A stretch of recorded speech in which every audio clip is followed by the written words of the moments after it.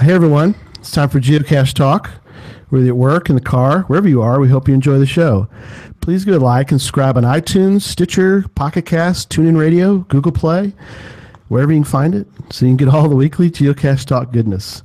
Big thanks to the Travel Bugs for the music and our patrons, Demon Hunter 2, Aggie Jedi Master, Electric Water Boy, Joshua, the geocaching vlogger, Cashley, One Kind Word, Ravenclaw Tia, Shermanator 18, Butterfly Girl, Moon Trackers, the Aussie Geocacher, the Geo Gearheads, Sodak Zach, the Deadliest Cachers, Terrell 2, Neil Moore, Molly the Geocaching Dog, Team D&D, Geocaching Adam, Peachy 1276, the No Code Geocachers, Curiosity Girl, Tick Magnet, Marsapanic, Bricker John, Firesafe, Doc Firewoman, FS Sabero, Geo Rick, Cash Addict Mel, Geocaching Janji, Geocaching Junkie, Sir Drumalot, Genice, Tricassius, Tom Frey, Rugels, and our new patrons, the Bruce Zero, EGK PBR, and Casamaya. And I think I mispronounced that last week, and I said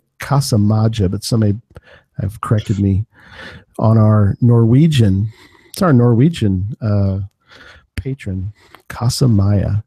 If you'd like to become a patron, head on over to patreon.com/geocache talk for more details. Patrons get path tags, coins, other geocaching swag during the year, as well as invites to special events only for patrons. Support levels start at as little as $3 a month. Well, we got a big show tonight, so let me start by welcoming my co-host, Sydney. Hello, everyone. And Jesse. Good evening. And we got a full crew tonight. We haven't had that for a couple of weeks, so everybody's back from work and everything else. So got a full complement for a great show tonight. We're going to jump right in because we got a lot tonight to cover. Show number 73 for October 29th, and welcome to the show, Matt Mercurio. Welcome to Geocache Talk. Hello, all. Welcome. Oh, welcome. I was going to welcome myself. Thank you for having me. Welcome, Absolutely. Matt. Welcome, Matt, to the show. My microphone's good there, right? But everyone can hear me, hopefully. So You're good. So, Matt, we always like to start with something a little fun. I hear your childhood dream was to be a pro wrestler. I think, just we all have these like outrageous, wild dreams, and seeing myself in the squared circle was one of them. And I think that's where I got my the theatrical part of myself, just being able to be a little bit of a ham, go over the top in some moments. I guess I really wanted to, for the longest time. I think I told my mom and dad that I think I just told them I wanted to be a doctor for the longest time, but it was like a secret desire that I wanted to be a pro wrestler. That's awesome. And then I wanted to be like a luchador, and then I stopped having a growth spurt. My second growth spurt I didn't have in middle school, and I was like, I guess this pro wrestling thing is only going to work if I'm a luchador. And then there was no continuation with it, but it bleeded itself into acting, because it's wrestling is very Shakespearean. It's like the last kind of it's an art form, and acting very much a part of it, and that's a big reason why I got involved and took interest in it. Did you have a favorite wrestler? And was it a good guy or a bad guy? Was it a heel or a face? A heel being a bad guy. That's right. It's like one of those personality tests. Right? I'm a WWE Network subscriber. But that's tough. It's an ever-changing thing. So the question is, who's my favorite? And it's very different from who I think is the best. My favorites is just an ever-changing list of like Macho Man, Stone Cold, Kurt Angle, The Rock. Let me see here. There's a new list of wrestlers. I think this is something that I need to be deeper in thought. You kind of put me in the spot of who my favorite is, but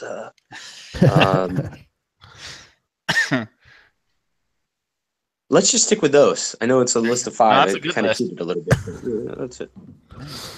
We could get off on that topic for a long time. Yeah. Yes, I'm sure. Start talking about the wolf pack, and then we're on a whole different subject, a whole different era. Too sweet, brother. That's right. So still in the childhood, you got in a little bit of trouble when you were younger, and until something kind of changed, right? Yeah, I mean, I was never a rule breaker. I was just a rule bender. It was just to get the attention of the ladies, and I think I just wanted, just to get the attention of the class, to cause a disturbance. I think watching consuming so much TV. My TV heroes were like Will Smith on Fresh Prince and like Zach Morris from Saved by the Bell.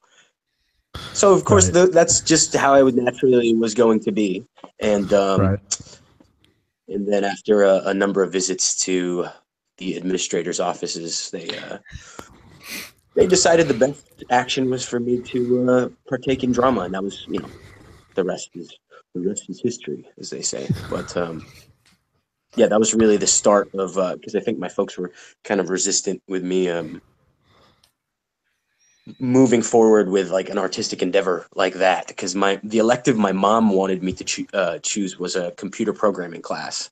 Shout out to Miss Goldman, but that was the most boring class I've ever taken. So, oh no. But a logical choice for a parent to want their child to take. No, of course, I don't blame them. But after, at the behest of the administration, they let me join drama class, and that was this is really where I found my passions and eventually what I wanted to do. Cool. So why don't you talk a little bit about maybe what you did in high school or your time studying in college and that kind of stuff. Sure. In high school, I ended up I started out at Stanton College Prep, and then I went to finished high school at Orange Park High School, and I was the drama club president, and I was doing plays there and whatnot, and my meal ticket into college was a theater scholarship. I ended up going to Florida State College on a performance talent grant, and then there was, cool. It was paying for school at that point. So my folks were like, "Okay, well, I guess you can do that." And then awesome. From there, I went to University of Florida, got into their BFA acting program, and yeah, I mean, theater and acting took up a great deal of my my academic life. So hip hop theater troupe. Is that? I was in a hip hop theater right? troupe. That was the best, probably the best thing. Like all of us will say of our experience in college. It's just it was called Signs of Life. It is called Signs of Life, and we would take a topic or a theme every semester, and we would devise a piece of theater around that idea or that. Cool. Like for example, my first semester, the idea was dreams, and just to be able to write sketches and skits and raps and poetry and dances, because some of us weren't dancers, but just all based on that. It was the most fun, just being able to be in control of that and be in creative control and produce the show that we wanted to. So yeah, and that's my love for hip hop theater remains to this day. Cool. Very cool. Yeah. You there's some training that you did with Williamstown Theater Festival. Yeah, that was while I was in college. I ended up winning my region for the Kennedy Center American College Theater Festival. They have like judges, and they go around and they watch shows. It's kind of this is going to be a long-winded explanation, but they go around and they watch shows. Okay. And then they select 1 to 3 of their actors that they want to nominate to compete in this thing regionally. for once a year, and then you go to that, and then there's separate levels, and then you do a couple scenes, and then you move on to the next level, and then you do two more scenes or another scene. Right. And then you move on to the next level. You go into the finals of that. You do 2 scenes and a monologue, and then they pick their list. And then I was a finalist, and so I went to nationals, and very cool experience. One of my favorite experiences within theater that I've had, and did that. And then I ended up getting an apprenticeship to the Williamstown Theater Festival Very cool. a number of years ago, but it was cool. Williamstown's like a place where a lot of big stars go and come back and they do theater. Like that year, it was Sam Rockwell was Stanley in A Streetcar Named Desire. Lewis Black comes back every summer and does stand-up comedy workshops. Justin Long was there in Lewis's show.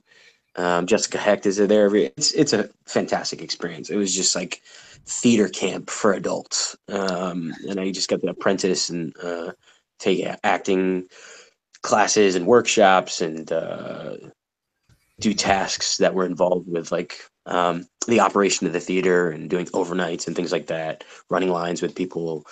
It was cool. It was a really cool experience. Obviously, we got to act and do things and shows too.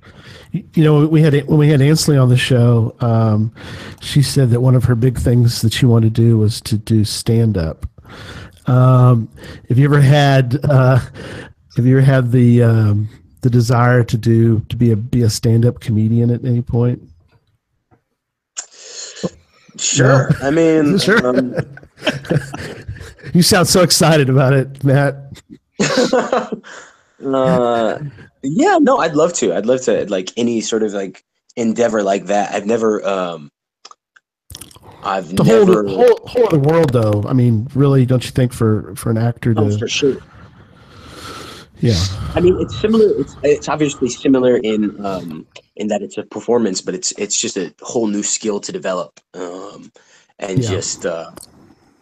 just takes a level of skin thickness that you just have to develop over an extended amount of time. You know, some people have it, some people that don't. My lady might say I have it, you know, but and my mom. That's good. But you know, maybe one day you'll see me on the stand-up comedy stage there. Absolutely. That seems like it would be terrifying to get out. Jesse thinks. I'm gonna move my phone around because that's fine. Go for it. It just told me my temperature phone is too. Yeah. Okay. Let me unplug my phone here. Boom. All right. No problem. Yeah, that does. It's one of those things. My phone just pulled like that Tony Stark Iron Man suit thing and told me it was too hot and I needed to unplug my phone. It's incredible, right? Your phone I know, and what the technology we have now, yeah. Well, let's kind of go into let's talk a little bit about your TV work, and we're talking about your TV work, and then let's talk about some movies, and then of course we're gonna get into Treasure because that's it's a big deal. We're gonna talk about Treasure here in a little bit, but start off with the experience of being on Sleepy Hollow and being able to do 4 episodes as a deputy. And we talked before the shows, we were talking about how Jesse's former law enforcement, and you've done some, as we go through some of this, we'll talk about some of your acting law enforcement that you've gotten to do, but tell us a little bit about the experience of being on Sleepy Hollow. Yeah, that was really cool because I think that was the third major TV show that I had ever shot, but it felt like the first major experience for whatever reason. Just the atmospheric. I walked into the fitting and there's all these creatures around and things of that nature, and it's really cool to look at, and there's just the sets are incredible, or were incredible, and to be able to, like, the police station was right near this series of sewers, and you had to navigate around to that to get to where the precinct was, and so that was really cool. You were just in it, mm-hmm. and So my first role on Sleepy Hollow it was supposed to be like a one-off, and it ended up being casting wanted to use me again because if you're a cop in a cop show, then you can add some continuity to the environment, and so I was glad to take that. But my first episode, like a one line, maybe two lines, and I think like 30 seconds beforehand, right? I blanked, and I think that happens to everyone, and you'll hear a lot of these stories, I'm sure. But like 30 seconds beforehand, I'm listening to the lines, and as any young, inexperienced actor will tell you, they've rehearsed their first line, big thing, like millions of times, over rehearsed it, right? And so I had said it a million times in my head. And there I was, like 20 seconds to lead up, and then 15, and then 10 seconds before, I'm like, holy crap, I forgot my line. You have one line.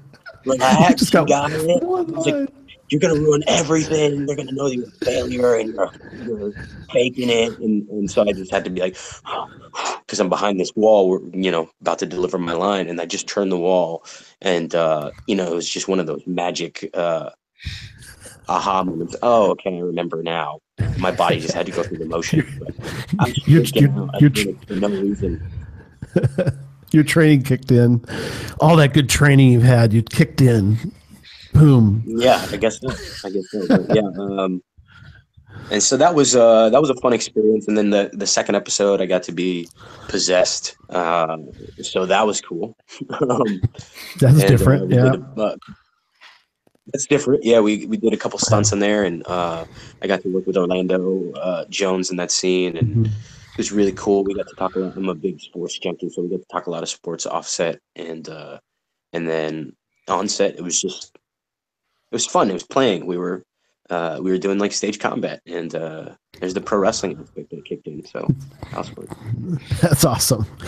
Well, we're gonna show a film clip from one of your demos. We're going to show, and it's a montage. So I'm going to show we'll show the whole thing. And then when it's over, Matt, we'll just kind of talk about each of the different roles that you've put into this film demo. So let's do that now. Let me share my screen. All right. So here we go.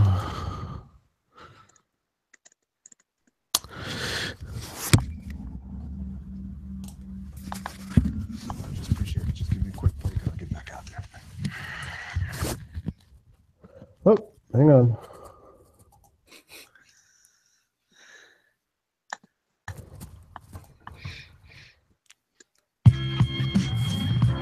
Hang on, I get to the right spot. Here we go. Michael. So I just appreciate it. Just give me a quick poke and I'll get back out there. All right. Oh, you know what? I've been expecting that. We'll take it. Yeah? Okay, good. Sure you are. And what exactly is your power, pal? I'm still trying to figure it all out, actually. But I did just come back from the dead after jumping off the roof of a 20-story building. Hey, Lenny. You just staying out of trouble? Of course. How about your brother? Yeah, I'm worried about him. There's no way he could have done that. It's all around here. The Guarritos think that he killed that guy, but he didn't do it. How do you know that? He was with his girlfriend all night. Where's Nick now? I don't know. Don't do that.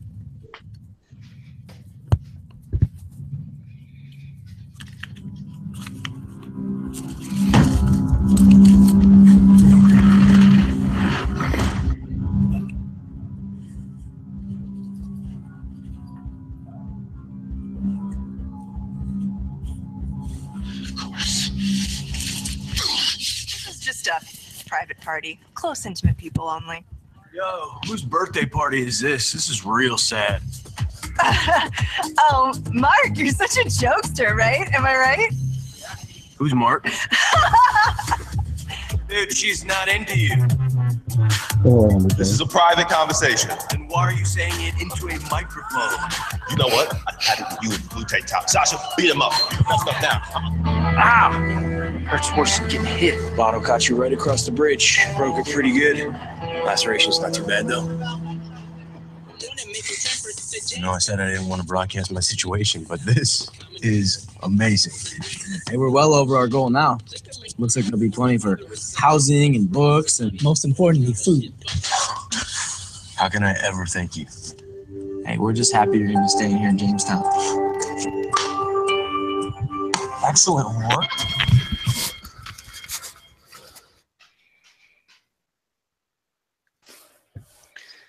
That's a lot of different shows.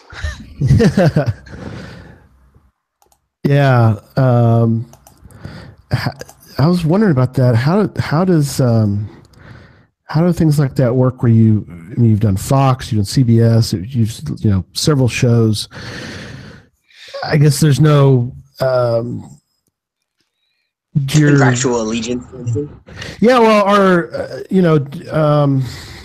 I guess people you have the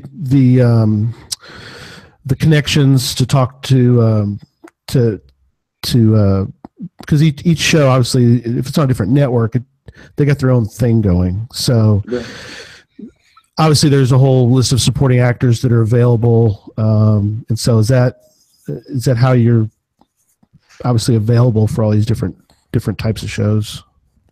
It just depends. I mean, the breakdown will come out for the episode or the film, and then the audition breakdown sort of has the conflicts of availability, whether you're going to get called back, and then the shoot dates. And obviously, if there's a conflict with potential shoot dates, if you're really interested in such a role, you would let them know and be like, "Hey, I'm going to be out of town for 2 weeks these days." If he's, and then the agent would say, "Oh yeah, my client would like to audition for this, but they're going to be out of town for so and so this date. We'll send you a tape where he or she can come in on this day." And so it's just sort of you just logistically just leave everything out there. So if there's any room for maneuvering or scheduling, then that can be done right at the beginning, and it leaves less of a potential for a headache. Sure. And now that you've got some of these roles under your belt, I mean, obviously this is kind of so nice to have those on your resume. You've proven yourself in a sense that your agent can basically go out and say, "Hey, I've got Matt. He's been on these shows," and they can kind of see your work. And hopefully, this is leading down.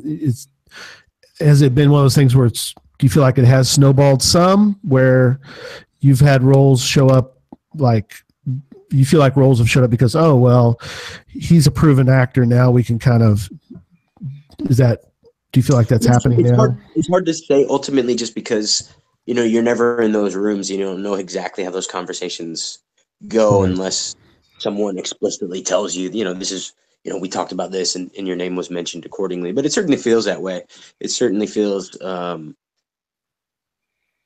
that traction starts to get built over a certain amount of time, and doing certain projects helps get on to the next project, and so on and so forth. So yeah, I'd say so. I'd say yeah. So like Ballers, which was a HBO, so it's a different world than just regular cable TV. So what was it like working with Dwayne Johnson and being on that show for that? Oh, man, so I just got back from LA because I had to I met with my manager, and then we had to start shooting that show Replay that I was on, where I was the bro. I was recurring as bro because it was like a Groundhog Day kind of show. Right. I was kind of just this like dude bro that would come on and say like these like unsavory things like every episode I was on. And so so I auditioned for Ballers right when I was shooting that, and we didn't know if we were going to be able to make the window work. But again, it was one of those things where I was just like, "Hey, like I don't know if we can make this work, but if we can, here's my." And I sent the tape for it, and so when I got it, it was just weird because I knew I was going to have a scene with The Rock, and The Rock is somebody who I dressed up as him on Celebrity Day in 8th grade. I read his book in like 9th grade. was like a mandatory reading period where we had to read books, and if and at that point with my being so enamored with pro wrestling, I consumed so much pro wrestling autobiographical material, and that was one of the books that I finished that year. The Rock Says, and so it was just cool. It was just kind of surreal to be able to know that I was working with them in that scene, and then I got food poisoning the day before.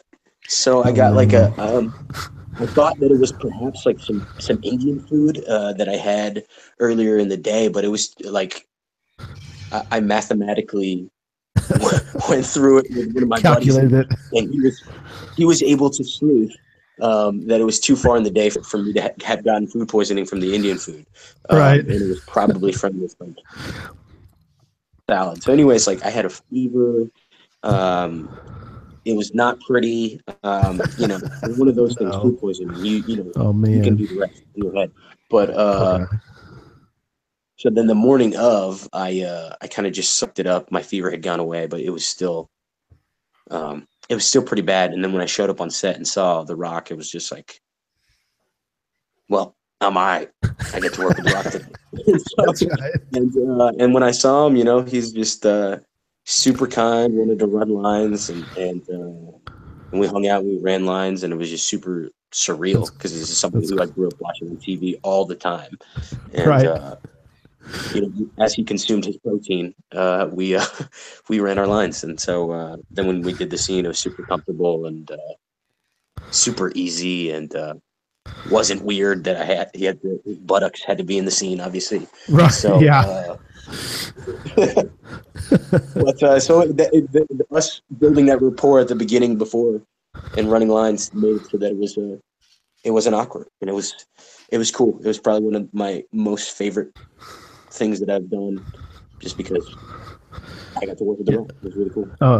Oh yeah, absolutely. Well, finishing up on the TV side of things for now, there's a show coming out. We talked about this before the show with Matt, that it's called The Resident on Fox. And if anybody has a chance to go watch the previews for that show, that looks like a very cool show. And ironically, you're going to play a doctor, Dr. Jean Liu. So tell us a little bit about The Resident, and when can we expect to see it on Fox? So it's a mid-season release. So it's sometime in the new year, and I think they just played a preview during the World Series or one of the games, probably during a couple of the games. But I'm playing a doctor on that show, Dr. Jean Liu, and I'm really excited about it. It looks like it's coming together really well. It's a really exciting show, really fun to work on, really great group of people that I've been able to work with thus far, and I hope you guys stay tuned for it and look out for it, because it's going to be great. Yeah. Now it's interesting. This is we're transitioning now into movies.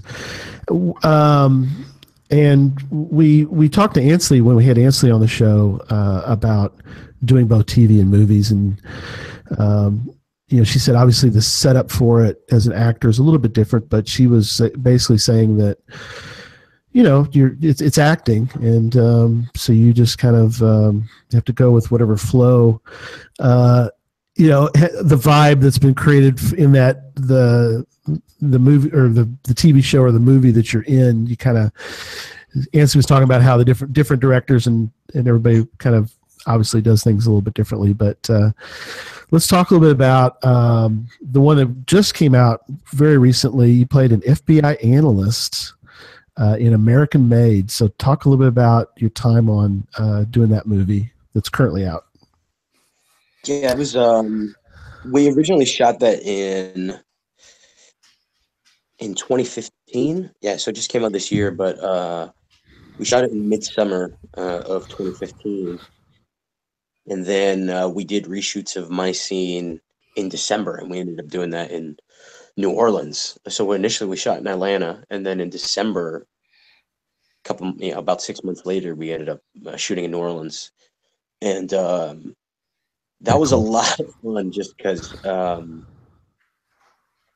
Doug is a really interesting guy to work with, and he's really cerebral, and you can see how he's working everything out in his head.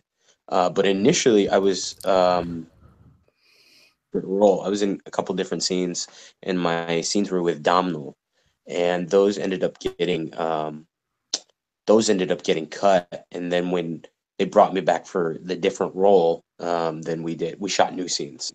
So that was cool, just being able to be on set with Tom. And the first time I saw Tom, we were in this boardroom, and Tom Cruise came in, and they flooded this room with lights so that they were supposed to make it daytime. And the first time I had seen Tom, he walks into this room, and there's these floodlights behind him. He's almost like this angelic figure. I turn around, and almost like in slow motion, I'm like, whoa, Tom Cruise. Tom Cruise. He's got his like signature Ray-Bans on. Sort of just like is charismatic and takes over the whole room. He's like, how's everybody doing? And it's cool, really, really kind guy, and works really hard. I think at the same time that he was working on that movie and was on set, he was in editing bay with them for the previous Mission Impossible, and just a workhorse, just always working, and really inspiring to see. Really inspiring just to be on set with him. And then when he left that day, it was the day before his birthday, and he, he might have just been blowing smoke, but he looked at everybody when we shot that scene previously, he looked at everybody who was in that scene. He was like, that scene, that was a great birthday present. And I was just like, whoa, I don't know if you mean that, but that was really cool. That was really cool. And then we sang Happy Birthday to Tom Cruise, and I was just like, oh, okay, we're singing Happy Birthday to Tom Cruise. They brought up a picture.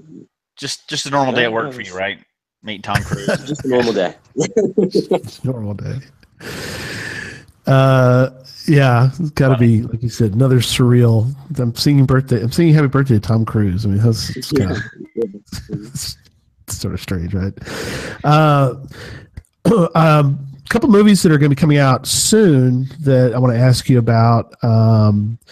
This one, I've watched the previews for it, and this one is pretty suspenseful thriller called Hangman with Al Pacino and Carl Urban. Like I said, if you haven't seen the preview for it, definitely go check out the preview, because that's going to fire you up to go see this movie. But December 22nd, from what I can tell. Tell us a little bit about working with Al Pacino and Carl Urban. Man, it was cool. Carl's like I'm a big Lord of the Rings fan. My lady more than I, but me too. I'm huge. Yes, me too. And so seeing, I mean, among many of the things, but obviously I that was the main thing that I knew Carl from. And so being able to see Carl on set, he's a big guy, he's 6'2", 6'3", maybe 6'4", I'm not even sure. But right. He's this big guy with this big presence. And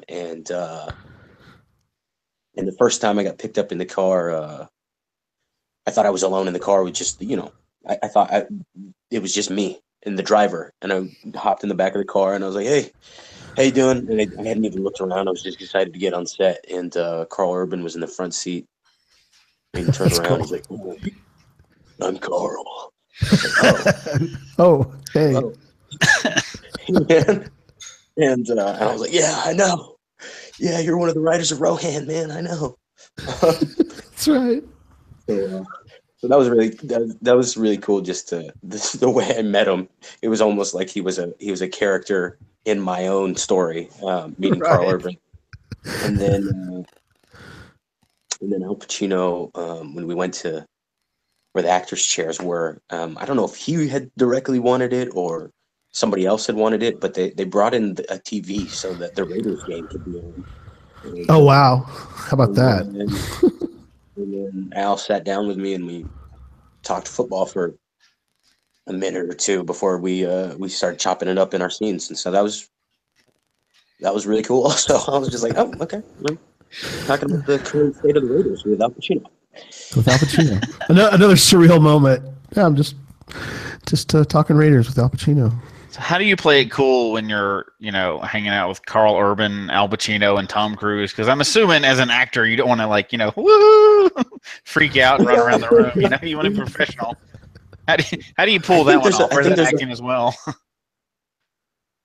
No, I think there's a small moment of I played sports, and I saw a coach had always, or multiple coaches always said, act like you've been there before, right?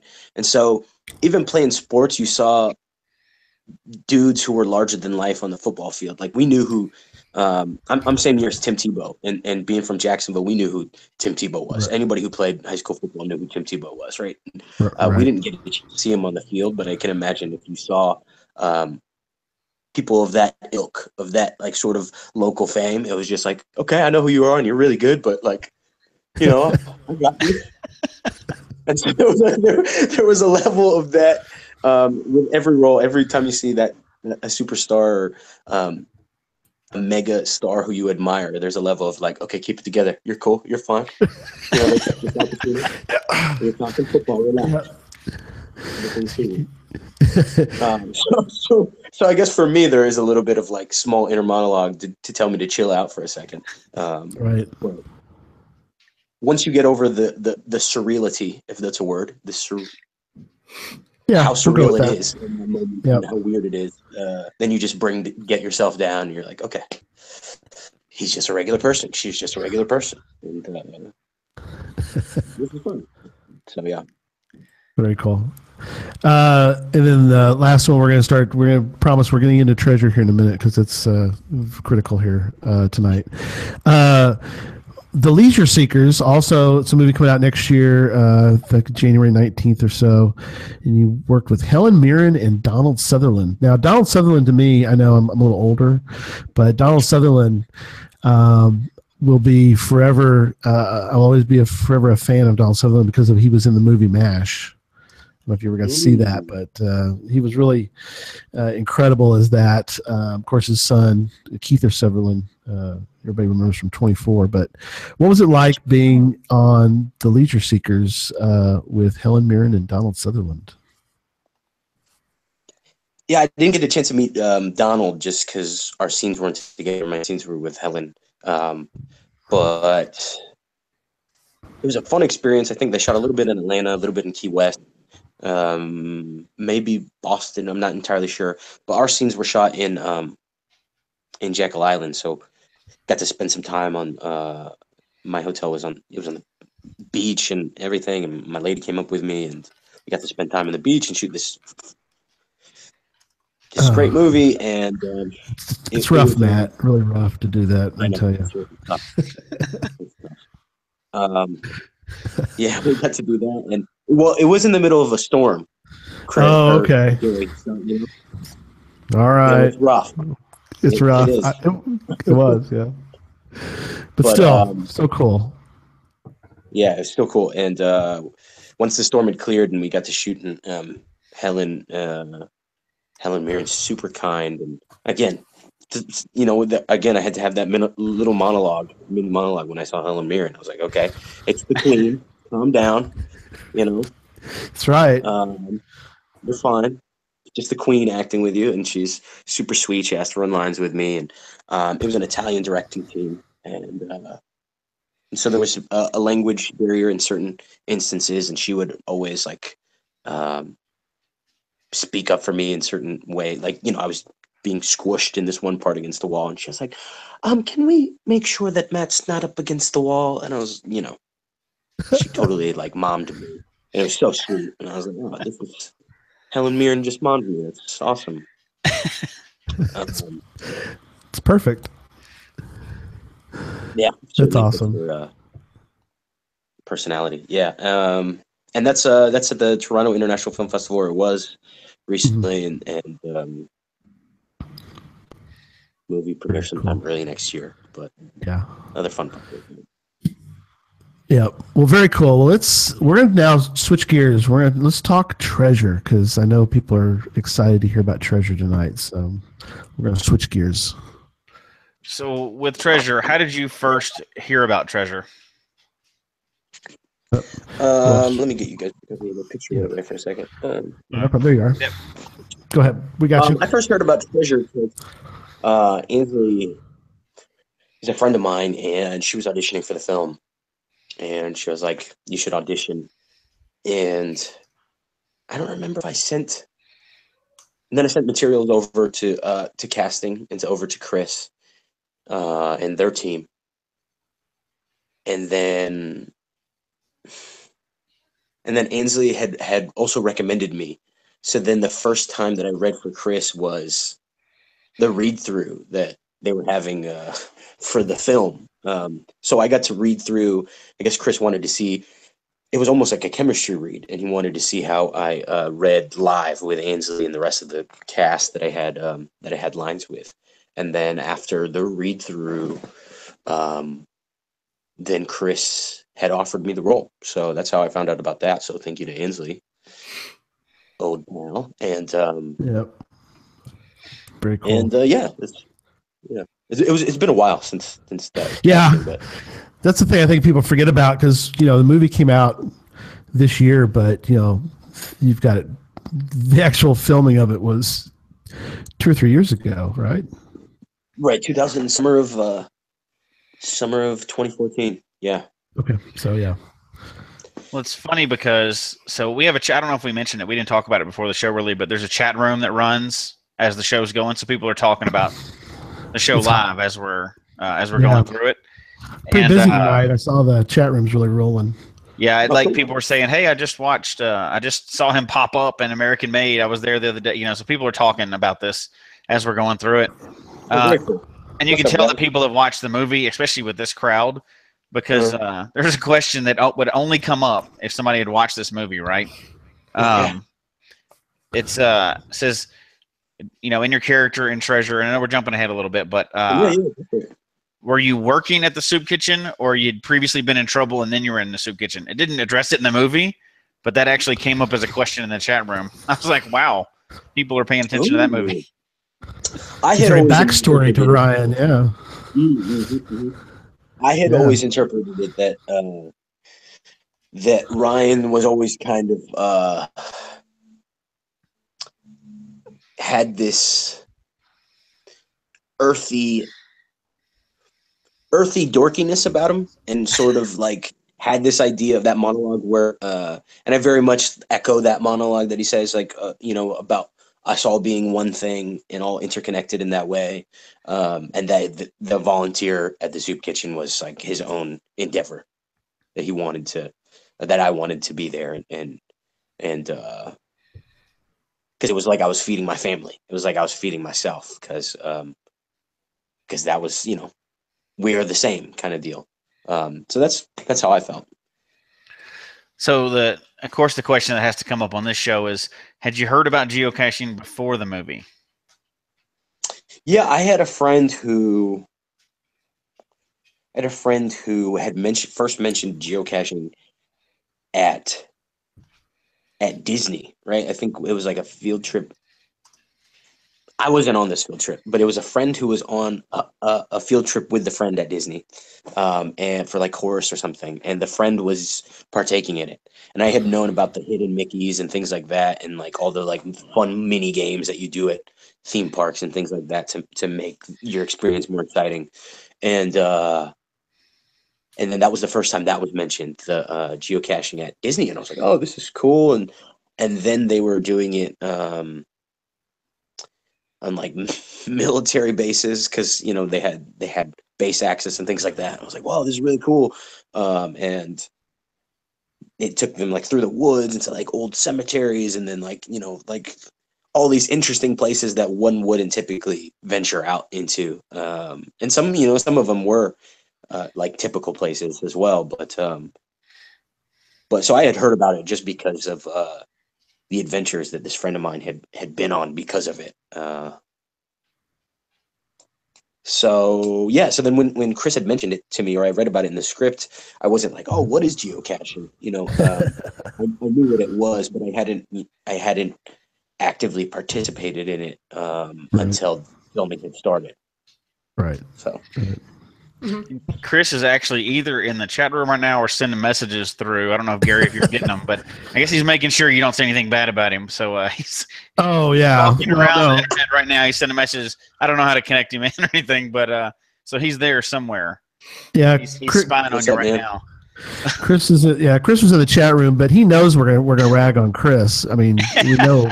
We would never do that. It's what we have to do. You know, we had Shanice on. We always have to give a hard time to about Chris, but anyway. So, why don't you talk a little bit about filming maybe particular geocaching scenes and working with Antley on some of those. Yeah, I think the first, some of the scenes to keep organic, Chris didn't tell us where some of the caches were, and he would just lead us to the vicinity. And obviously, he had to get us in our shot. He had to get his shot, so he had to let us know, drop bigger hints than he probably had wanted to as to where the things were hidden. But a lot of those scenes are pretty organic in terms of finding the cache and actually looking for them, because that's what we were doing. We were actually looking for them. And then that initial scene, the first time that we went on into the woods to look for a cache, there was just a number of bugs. Well, hang on there, Matt. Hang on, we're gonna show this. We're gonna show this scene right now, and then we'll talk about. We'll come back to that. So hold that thought, Matt. So we're gonna show that scene, and we're gonna let you talk more about what it was like filming this scene. So let me do a little screen share here, and we're gonna look at the first scene together.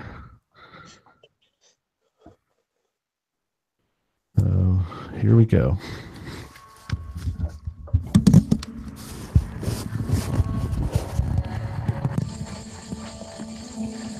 So do you think it's smart that I'm letting a guy I barely know lead me into a swamp? I'm not going to end up on the news tomorrow, am I? I haven't decided yet. Oh, that makes me feel good. You're the one who followed me, remember? Good point. What are we doing out here? I'm using my phone's GPS to look for a geocache. A which one? Geocache. What's that? Geocaching is basically a game where somebody hides a geocache and then they upload the GPS coordinates to the internet. And then somebody else downloads those coordinates and then finds the geocache using a device with GPS.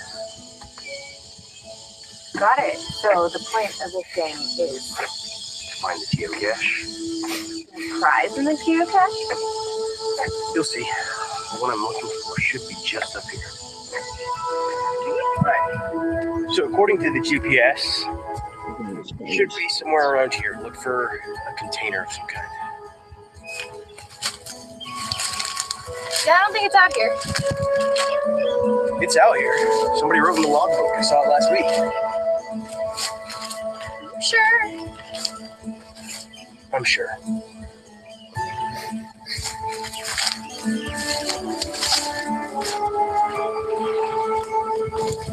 I don't know if it's say something. I don't think it's out here. It's out here, according to this. Ryan, it's not here.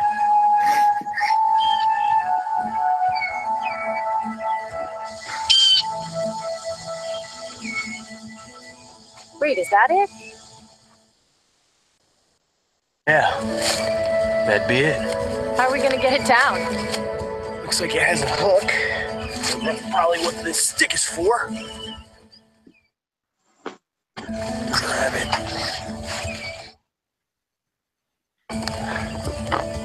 Finders keepers. You can't keep it. Why? I found it. I know, but you can't keep it. You know, you gotta open it up and see what's inside. Fine, well, if there's money, I'm keeping. There isn't. All right. It's just a box of junk. It's not junk. It's a box of things that people left behind. This is a logbook. I'm going to sign it and date it to log the find. You are such a dork. That's me, Dorky Ryan. Making fun of you is not as much fun when you agree. So how many of these little boxes have you found? This makes 832. Holy crap, that is a lot of time spent looking for little boxes of junk. Do you need to see somebody? Do you need to talk it out? I know somebody. Very funny. Good try. You know what? I think you're the dork. That's me, Dorky Erica. I'd say. Hey, you have to admit, I'm pretty adorable. I love that. Pretty adorable. It's like a typical reaction too. Like, oh, what are we doing out here? It's very accurate. You're looking for what? So when we talked to Antley when she was on the show, and she's like, it was like, whoa, wait a minute here, hold the phone. Somebody has joined us. His audio is off though. Your audio is off though. You need to turn your audio back on. Oh. Well, guess we can't invite him on the show anymore. You're on mute. It's a botched pro wrestling entrance. It's all right. He'll work on that for a minute. So Matt, when I was when we were talking to Antley, she was saying it was. We talked about before the show that it was like a sauna out there. So. Yeah. I mean, it's Central Florida, and in the middle of the summer, humid as it gets, and in the woods. So it was, and I had 2 layers of it. So and some thick jeans. So it was pretty hot. Wow. So so she's like trying not to sweat, So what is going on here? Speaking of. Speaking of, there's Antley. We just showed the scene, Antley, of you sweating it out in Florida in the first scene of the movie. So, right. So, what do you think, Matt? I got here's Antley with us tonight. Hi. It's been a long time. It's a surprise panel. I know. It's been a while since you've seen Antley. I mean, you have been busy with all your things, so. Yeah, it has been a while. I think since the movie. She just got muted for a second. People can't hear. Are we here? She can't hear. She's saying she can't hear. You can't hear us? Goodness. No. You look so good. Can you hear me? We can hear you. I can hear you now. You can hear me now. I can't hear you. I'm going to hang up and call back. All right, hang up and call back. Chris did that too. So we just had Antley popped on the show. So we're going to have her try again. But we can see Antley. But and so then I was saying, I'll maybe wait till she comes back, but a lot of people have aversions to spiders, and right. It was no different because there was a lot of bugs. There was a lot of spiders, and but you're from Florida, so you're familiar with the Yeah, I'm okay with it just because I had a outdoor childhood, but kudos to any of you geocachers who are out there in the dangerous conditions. Yes, it can be very dangerous out there. We have a friend who's on sometimes, Matt, from Australia, and they get to be large, very large spiders out there. So can you hear us now? I can hear you. Okay, we can hear you. Okay. Hi. So, ladies and gentlemen, Antley Gordon is now joining the show. And Matt, you're talking a minute ago about when's the last time you saw Antley, because it's been a while. I miss you so much. I'm so proud of you. My mom. Sorry, my phone muted. I don't know if you can hear me. Yes. Yeah. Can we hear me? Yes. My mom's calling me. I'll have to decline. Sorry. Sorry, Mom. Sorry, Mom. I'm on a show. Sorry, I'll call you right back. Can you hear me? Yeah. Yes. And here comes Chris. Something happened to my sound now. Oh, we can hear you. What'd you Can you hear us? Hello? Okay. We can hear you, Chris. You can hear me? We can hear you, Matt. You can hear me? Cool. Okay. Look, it's a family reunion. Though. It is insane. It is a little family reunion. How does the app know when to switch it up and let other people talk? It does. Now I can set it on somebody, like I can set it directly on you, Matt. And so now the screen is just on you. So okay. So yeah, so you have the spotlight. Although I'm going to switch it now to Antley because it's Antley. We got to give her some credit here. She's like, whatever. I just got home from boxing. I'm making dinner. I have to shoot in a bathing suit tomorrow. So I'm like, I'm going to make all these steamed veggies. And my fiance is like, I'm going to go get pizza with my friends. And I was like, Torture. How are you, Matt? What's up? I'm good. He's been a busy little boy since like the film closed, right? I haven't seen you since I graduated and moved to LA.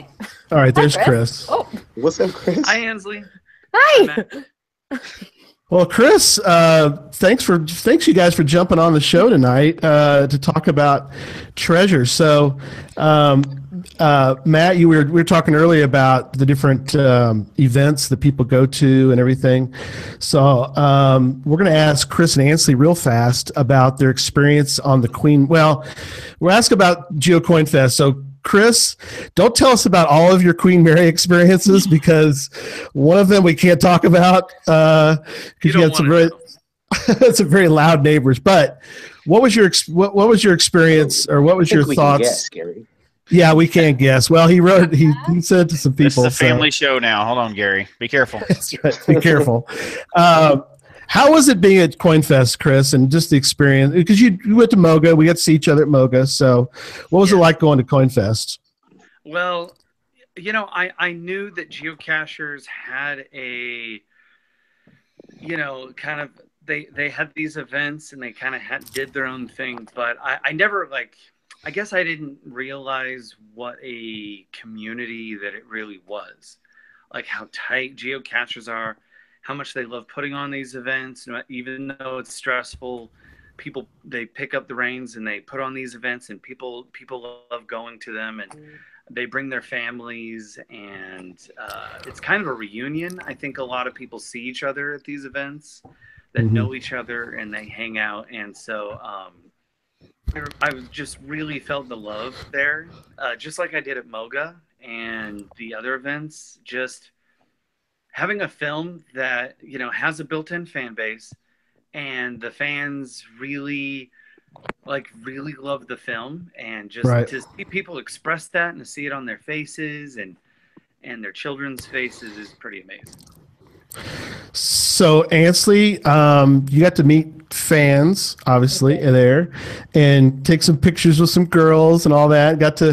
Did you get a lot of the, oh, it's Ansley, it's Erica? Did you get any of those? A lot of people, like the little girls called me Erica, and it was really cute. And the daughter of the guy who put on the fest, right? Lexi's dad put on the fest, right, Chris? Yeah, Josh Broadwater. Lexi watched the first screening with me, and it was just so sweet, and it was the best experience. We followed each other on Instagram, and she showed me all of her art, and it was amazing. It was so much fun. So cool.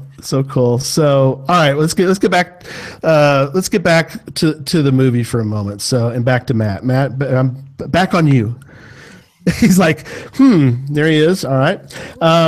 So what was like you said, you knew Ansley before. And so what was your experience trying to act for Chris Williamson and try to get it right? Because I'm sure he was really tough on you to try to, constantly doing retake after retake after retake. Was it, you felt like you were like working for Antley or somebody? I mean, what was it like working for Chris? No, man, Chris was easy in terms of takes and being able to let us do what we wanted to do. In fact, in some of the inner scenes, I just remember I was laughing like quite a bit. I don't remember like specifics. Maybe Ansley can tell you, but I remember The spit take is my favorite thing that's ever happened to me at work. I think I was trying to, like, you know, typically what happens in film and TV is you do a spit take, right? Or you have a spit bucket, so you'll eat the food or you'll drink the beverage and then you'll spit it out afterwards. You don't actually consume it because you don't know how many times you're going to do the take, right? So then, right. Well, I hadn't eaten that day, and so we had pasta and we had salad, and I was just like, man, I'm just going to eat because I'm hungry. He's gonna chow down. That's and I did, and it probably made for, like, I choked a couple times. There's an awkward scene that if you've seen the movie before. Oh yeah. Like I consumed the entire drink in order to, like, make it less awkward, and like every time like it just got awkward because, like, I was like, dang, this scene is going on really long, so I'm gonna have to make this beverage last. Speaking of takes, that's the only scene we did like a million takes of, and it was the scene that you had to be eating and drinking. eating spaghetti the whole time. It's so funny too, because the way Chris set that whole thing up is it's supposed to be awkward. I mean, here you are going to dinner with the dad, and you're kind of like, I don't know, Chris, he's kind of like the boyfriend, kind of. Or you really kept that whole part sort of ambiguous. Yeah, he really did. Why can't the audience participate and here we decide go for themselves? Whoa. I'm not. Yes, I'm not right. gonna beat Gotta put on your thinking cap. Do you like that? See, yes, I projected, didn't I? I projected onto the movie my own feelings, didn't I, Chris? You should. I should. Okay, so see, I experienced the movie. I experienced that. All I remember, we did an average. I did the calculations. We did an average of only 3.4 takes per camera setup. So we were lean, and we used almost every camera setup we used in the film. So we shot very lean, and that scene we were doing a lot of takes, and they got the giggles a little bit. Ansley and Matt were like, drive me a little crazy because they got the giggles, and once actors get the giggles, it's so terrible. hard. And it also didn't help that like we were friends and like we knew how to make each other laugh. Yeah. Yeah. Well, it culminated into like Matt spitting everywhere. Like spitting food or something, and the crew water jumped back, and we were all like, "What the hell?" And by that point, I was like, "Yeah, I think Mike was laughing. Mike, who's a cinematographer, I think Mike was Mike laughing. Mike was and Amber. They were both like they were giggling, and Ben too, and we were everybody was giggling. That was the one scene where it was definitely a fun day. Got ridiculous, and then I was the last one to laugh because I wasn't having it, and then when Matt spit up, I lost it. We all just lost it. It's hilarious. Oh my gosh, yes. So so Matt, you're like you're saying before Ansley got on, the fact that you were very thankful to Ansley. Ansley, now should we have you on? What was it about the initial? And we talked a little about on the show that we had you on, but the idea was when did it hit you? This like I need to call Matt. Matt's got to be involved in this. Well, Matt is the best actor I know, and. Wow. Yeah, you have put me on tape more times until I moved to LA. But like in college, it was you that I would call. I'd be like, I have this thing. I have to be a French photographer. Do you remember that one? That I was like, I don't know what I'm doing. And you were like, come over, I got you. And so like I had done. I don't remember that specific one, but yeah, it makes sense. I got pinned for it, so that was the one that I was like, cool. Oh, yes, I do remember that one. Okay. So I did a bunch of tapes with Matt and just like really trusted him as like a scene partner. And when they were talking about like, oh, we haven't found a guy. Do you know anybody? Literally, Matt was the only person I thought of. It's like, oh, my friend Matt. Yeah. Yeah, and I was telling them earlier. I was telling them earlier that my audition was essentially the table read. Yeah. And it was like basically a chem read everyone else, Yeah. which was pretty cool. Well, Yeah. I'm big on casting, you can't just cast the characters, you have to cast relationships. Mhm. So I think one of the things that makes Treasure really work and really special is the relationships that were formed. And I was putting actors' photos on the wall of my office and just imagining the whole cast working together, and once Antley was involved and I saw Antley with the other actors, it just all came together. And when I had a hard time finding Ryan because I had a bunch of turdy or douchey or weird guys coming in, just auditioning for this role, and it was like, just didn't fit, it was right? like, how hard can this be, you guys? So when Antley mentioned somebody that she was comfortable with, that got my attention because if they have an existing relationship, then that could transfer over into the film potentially. So the other question was what is Ryan like? And it was interesting earlier. Matt said that he saw the character as earthy. I think that's the word you used. Yeah.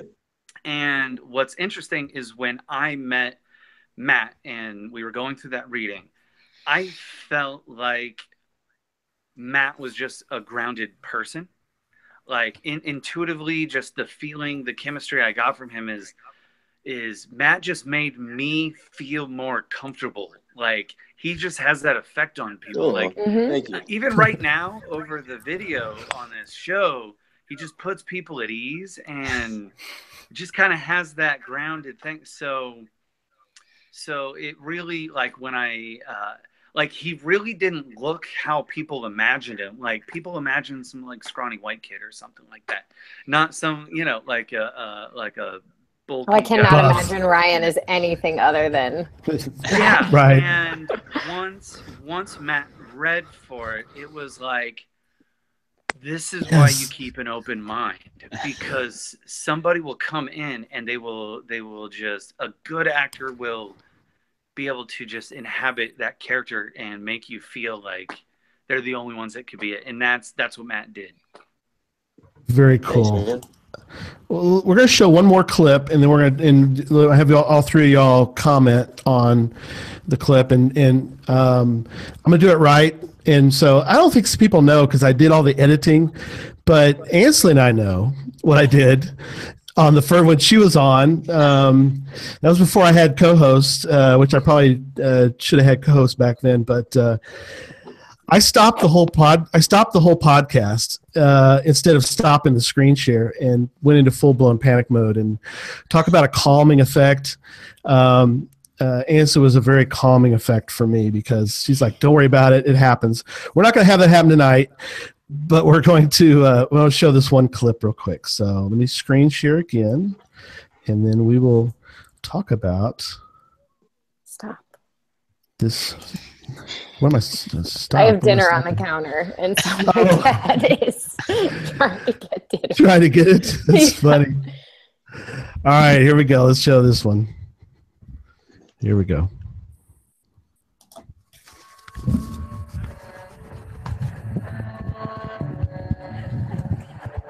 So are we close? According to this, we should be right at ground zero. I don't know, it should be here.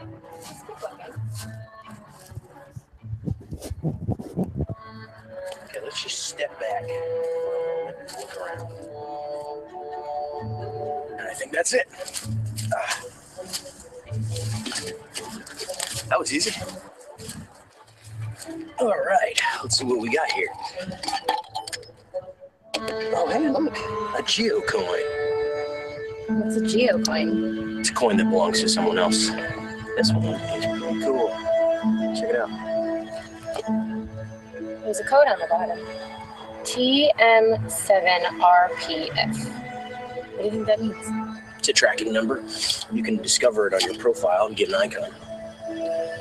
That's cool. Hey, this thing might be worth something. Hey, that's stealing. Give it here.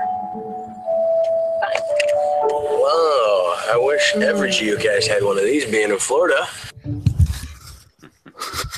I love that. That's true. I wish Geocaching. they did. Yeah, that's great. All right, let me stop that. All right. Wow. Let me go back to the screen now.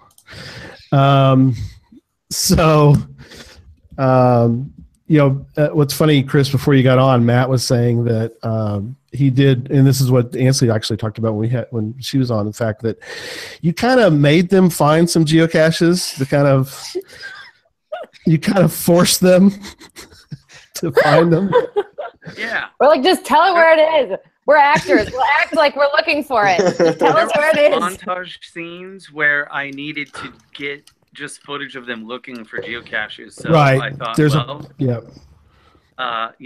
we want to be as truthful as we can, because we're making something that has artifice. We're creating it, but we want to make it as truthful as possible. So I will always try to get my actors to really do something if I can. And it worked out. Interesting. So, Antley, your experiences, we talked, and Ryan, too, I want to ask you about just the whole idea of the finding these caches, and then you're like, oh my gosh, it's like, are you serious? This is what geocachers go through to do this kind of stuff? And I was recently on the podcast with Sunny and Sandy, and they asked me about that, and I was like, I have a hard no on micro caches, and he was like, no, I understand, me too. We're all friends with Sunny and Sandy too, so which is nice. Well, they're so great. His podcasters, they're so wonderful. We love them. But Sunny, he hates the lamppost cache, which is ironic because a lot of times for new cachers, lamppost cache, and I think most of our hosts, I like lamppost caches, but I'm a really nerdy guy that loves all sorts of geocaches. But Jesse, you're not going to be caught dead doing a lamppost cache anymore, right? I will when my daughters are with me, but I'd rather be climbing a mountain or something. Yes. Yeah, Sydney, you're not bothering yourself with lampposts anymore. It depends, really. I mean, there's some instances where I just needed a cache for that day, so I would just go find whatever was available in the middle of winter in the snow. So dedication. Yeah. That's right. Yeah, and in the snow is right. Being in Buffalo, I mean,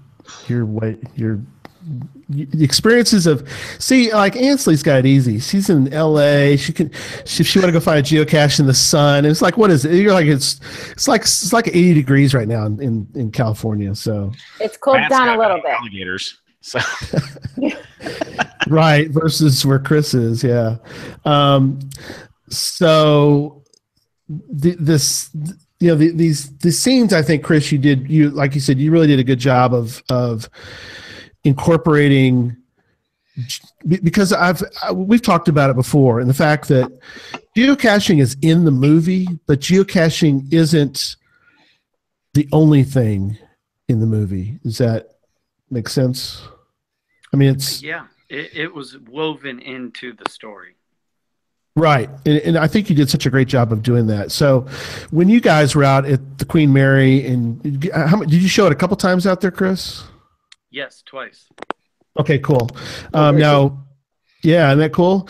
So the experience that we had, Jesse and I were at the one in Texas, and we met before the show. We talked to Matt about showing it on a drive-in, which is, I think, so cool that we got to do that. But the genuine experience, because Chris had let me see the movie a little bit beforehand, and just don't want to mention much about that, but I had seen part of it beforehand. So seeing it though was unique because we're around people who'd never seen it before, and the whole aspect, Chris, of you doing the toward the end of the movie, it gets very serious. I mean, Antley's scene with we won't give away the movie, but there's a a very serious. What's that? The scene with Rebecca. Yeah, there's a very serious part of the movie. What's interesting though was Jesse and I are walking around the drive-in because we really wanted to get the feel for. So we're walking around and we're seeing people and they're crying over this movie, and I'm thinking this is really. I told you about that because we had. I called Chris when we were at the drive-in, but so Matt, I didn't know if you. I don't think I mentioned to you about that before the show, but the fact that people's experience, and I don't know, did you guys get any kind of experiences like that when you were showing it out there in California? Or I cried when we saw I did too, actually. I still do. I still cry at that movie, and I've seen it. I did. I know, I do too. But did you Antley, or did you guys get any kind of? We did. We had one person that said like that we genuinely laughed and cried while watching this movie. It was during the first screening. I don't remember who it was that said it, but it was really sweet. And I was like, I cried too. I forgot how much I like this movie. Because we had a great reception out there. A lot of times people will watch it and they'll come up to me privately after a screening and they'll say, you know, somebody close to them died of cancer, and it just really just really touched them, and same thing with me. Like when, every comedy turns into a drama in the third act. I mean, that's just how it goes, right? Mm-hmm. And in this particular film, I was taking acting classes when I was finishing writing the film. So what they do is they kind of break you down emotionally a lot. And so I was just raw from acting classes, because I wanted to be a good director. So I wanted to find out what my actors go through. And during that time, I had no idea how it would affect my writing. So I wrote Mom's letter in the middle in Starbucks, and I was bawling just as I was typing, like writing it and really feeling it. And that's when it hit me that I, as the writer, if I can't feel it, then how's the audience going to feel it? And then my job as the director, working with actors, is to translate how I felt when I wrote it, through images, so that the audience can feel it. And it can be screwed up anywhere along the way, and you have to really, really pay attention and focus on getting that right, so that the audience feels what you felt or what they should feel. And I just feel like it translated beautifully. Oh, it did. It did very much. I really thank my actors for collaborating with me on creating that truly magical moments that we pulled off on a little film like that. Like, I have to thank Taylor Swift. I'll never. I was listening to some emotional Taylor Swift music. It blows me away. Exactly. You can feel it when you watch the film. Like, you can feel like there's something so special in the story and the performances and everything that we did. It was so much fun collaborating with you guys. Well, It's got to be always appreciated. Going back. Yep. Go ahead. I want to say something. I want to compliment Matt and Chris really quick. So quickly. Yes. Going back to like the casting of, not like the casting of Matt, the casting of Matt. When Chris was talking about the calming presence of Matt, having that as your scene partner for the majority of the movie, Rebecca has the same thing too. Rebecca's character is my favorite in the movie. And so any scene I had with them, I knew that it was going to be a good scene because I could do whatever I wanted to and they wouldn't let me fall. And that was great casting on Chris's part because I got to walk in and I got to play with these incredible actors. Does that make sense? I feel like I didn't say that properly. No, you're right. It's something we had Rebecca on too, and she talked about how she kind of, she's sort of like in the movie, she's sort of the mom kind of, but she actually, in the acting portion of it, she kind of got to be kind of a mom to you guys. This is sort of you know, like you're saying, Antley, she kind of got to be sort of a calming, sort of motherly maternal figure. Yeah. Yeah. So, all right, we got to wrap this up. Although we go for all night, I could ask you. I mean, this is fun to talk to you guys. But let me start. Sydney, do you have some final questions for any of them or comments to our little panel, our little impromptu panel, treasure panel? Yeah, I was totally not expecting all of this. This is been crazy. I don't know if this was some secret plan you guys had or what was going on. Word got out. So they made it. We got them on the show for the last part of it. But seeing these two on screen together again, I wouldn't miss it for the world. Oh no! Aww. Yeah, thanks, man. So guys. And I haven't seen Kristen just as long. So what's up, Chris? It's awesome. You're so cute, Matt. Great. Yeah. So, did you have anything else, Sydney? Or you just? No, I'm stunned. I know. Isn't it great to have all three on? It's wonderful. So, Jesse, you go ahead and. Yeah. So. First, thank you all for being on the show. It's great, and it's good for the chat room is going crazy. And like I think Matt mentioned earlier, you got an instant built-in audience with this cross, because of the hobby in the movie or whatever. But Chris and Ansley talked about getting to see people's reactions, and I was with Chris when he got to see it. But Matt, I hope you get the opportunity to at some kind of screening or whatever because of the instant popularity of your character in this movie. I hope you get to see people's reaction to it at some point. I don't know if that's a normal thing for actors to get to see that, if you can sneak in and see that every once in a while. But instant popularity of all the characters in the movie. So hopefully you'll get that same experience as they were talking about too. But and then just again, thank you for building this into our little hobby here. So this is a great addition to our hobby. So thanks for being on again. Of course. Thanks for having us. Oh, you bet. I'm glad you enjoyed the time tonight. That's something that even Chris and I talked about, the fact that, and I think Chris, you or Matt mentioned this to me actually, but it was something he echoed back to me that you had mentioned, the fact that, you made the best geocaching movie ever made. Oh yeah. Hands down. There's no question. There have been sort of lame attempts, I guess you could say, in the past of trying to incorporate geocaching. That'd be a nice way to say that. Yeah. Not very good. Now, the interesting thing is that since then, Chris, and we have on our website little snippets of where geocaching comes up in TV shows. So, Matt, keep your eyes open. They may actually. It was on a CSI one time, and what are some other ones, Jesse? I'm missing. I'm forgetting. Like iZombie and Law and Order. I think there was a couple other ones that are not good. They're just. We'll keep it clean because this is a family show, but they are not good.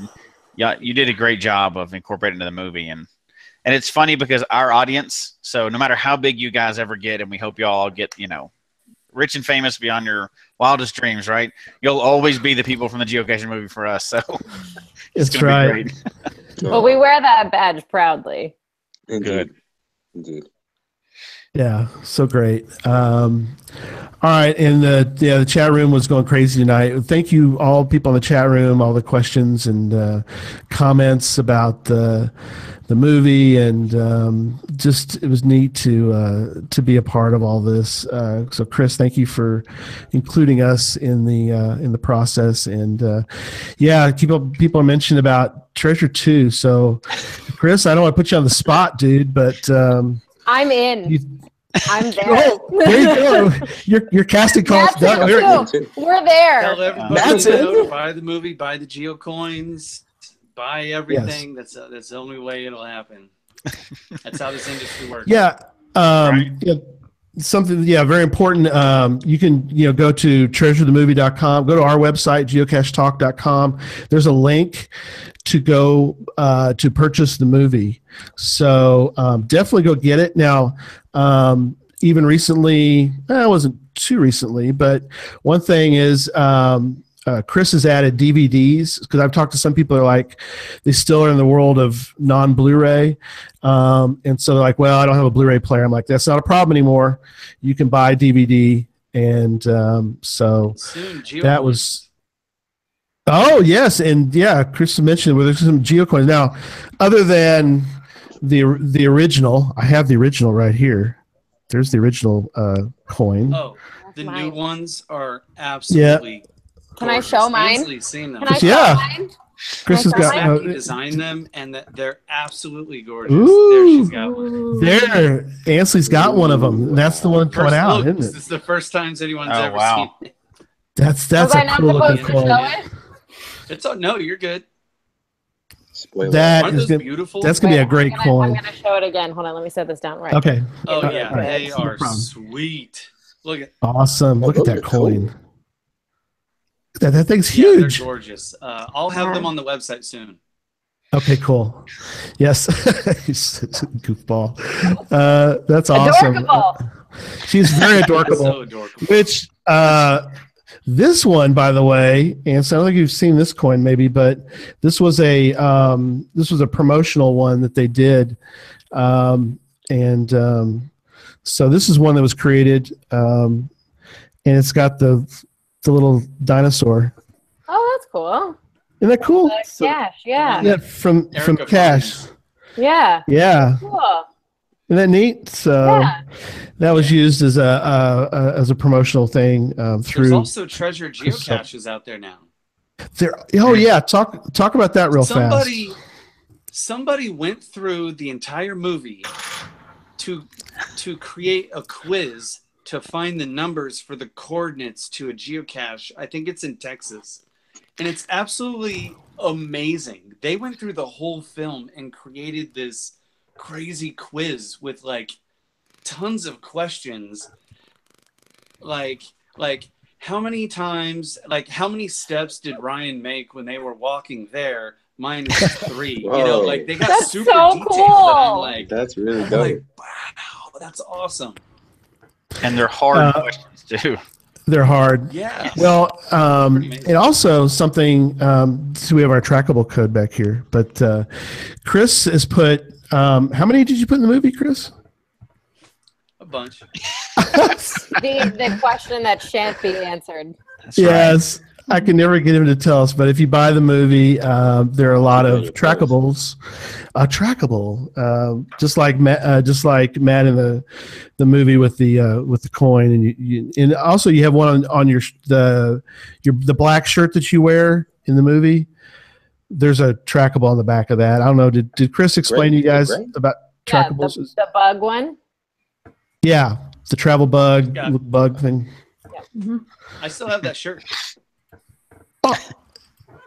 So put it on Facebook and let people get the code off of it. The people that couldn't write it down in time from the screening.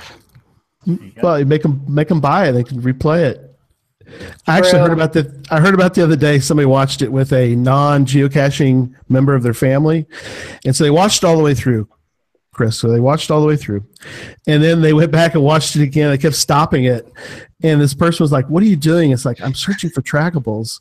So they're going through and watching the movie again, trying to catch all the little trackable coins. But did you let the actors get anything from the movie? I know, like Antley thought she got something, but did you actually get anything from the movie, Ryan? I mean, Matt.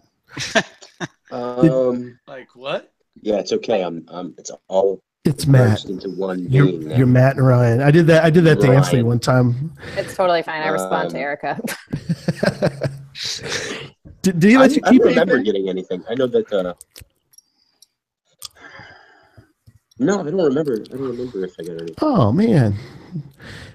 Now, Antley was supposed to get the necklace, right? Did you? I did get it, and Shanice got a ring. Oh, sweet. So you guys send Matt something. I mean, sorry. I'll send him the rocket. Whoa, I'll take it. I'll take it. No, I still have it. It's in my office. Yeah. That's a really good momentum. You still have that. That is awesome. All right. Well, If I could get the whole cast to sign that thing, that'd be awesome. Oh, And then you should have auction that. it off for treasure too. There Y'all, you go. come on. Come on. I'm working Will- on it. Will I've got a sales Erica? agent going to American Film Market next week. There you really? Oh, sweet. Yeah. Will Erica and Ryan Distribution, you get guys. together? Let's do this. Yes. Won't they? So you could get a distribution even though the movie sort of came out. I mean, it's been out. I mean, it's on Blu-ray and DVD. Yeah, but once these Blu-rays and DVDs are gone, once I get a distribution deal, then nobody will be able to buy those from me because the distributor won't have that. Well, Right. the thing is, geocachers are going to have to wait however long it takes the distributors after that to get their hands on it. So the distributor might put it on Blu-ray or DVD, or they might put it on VOD, different iTunes, Amazon, whatever. I mean, I don't know how long it'll take them to do that. Right. And how Everybody sales get look your like. copies. That's right. Get your copies now. Get them now before they're gone. Yeah. Before the man I'd takes rather over. sell out what I have now because once I ink a deal, like I'll have to be selling those in secret, really, because they don't want to have a trunk of his car. Right. Yeah, In like a McDonald's parking lot. But once they're gone, they're gone. Anybody want treasure? I don't think I'll be making I got more you. myself if I can get a distribution deal. So, but I've got a plan. I've got another plan. If we don't get a traditional distribution deal, we're going to get it out to the masses one way or another. I've got a plan. So very cool. There's more on the way. Cool. All right, we're gonna have to wrap up. Seeing you guys. This is awesome. I gotta mention a couple. Isn't it wonderful? So a couple mentions, and you guys stick around for a minute after the show. So winner from last week, we had a contest for the X tags with Joshua White. The winner was Jim Stark Cash. So Jim, I'll get in touch with you to get your address so we can send you your prize. And tonight we have a winner. We had a retweet contest on Twitter, and just to let you three know, I had retweets like crazy all week because you know how it is. Let me retweets and like, oh, you know, a lot of them. Some of them were geocachers. It was a mix. Obviously, you have the people that are out there that just retweet because they think they're going to win something. But we had hundreds. So I used random.org, and the winner was Mudak. So I think she's actually in the chat room. That just worked out. So, Nice. yeah, I mean, that was just not planned at all. But they win a DVD of Treasure. Congratulations! So Chris, I will get you the information when I get it from her, and we will send you that. So, real quickly, go ahead. What are you saying? I said excellent. Excellent. Yes, very excellent. So coming up with the show next week, Sydney will not be on the show next week because she's going to be down here in Texas going to a wedding. And by the way, Sydney, I will be able to come to your event that you're having down here in I saw Frisco. that. So I will be there. If it's just you and I, we'll have a good time. Susan's open. It might be. We'll sit, have some breakfast, and enjoy a little company together during that. But I will be there for that. And then the week after that, we have on a lady, Crystal Kuhala. Hopefully I don't mess up her name, but she's in Finland. So pretty crazy. I counted up, you guys, just to let you know, on Geocache Talk, we're at 255 countries that the show is watched. I know, isn't that cool? I didn't know So there were that many countries. I know there's a lot more, but we have a lady that's going to be on from Finland. So we're going to hear about geocaching in Finland because, I mean, how cool is that just to talk about Finland? And the week after, we're going to talk about geocaching with Stefan. He has a different app that he uses called GC Droid. It's for Android users versus most of us are all Apple people, but we have to give shout outs to the Android users out there too. See, so Matt's an Android user, so there you go. Perfect.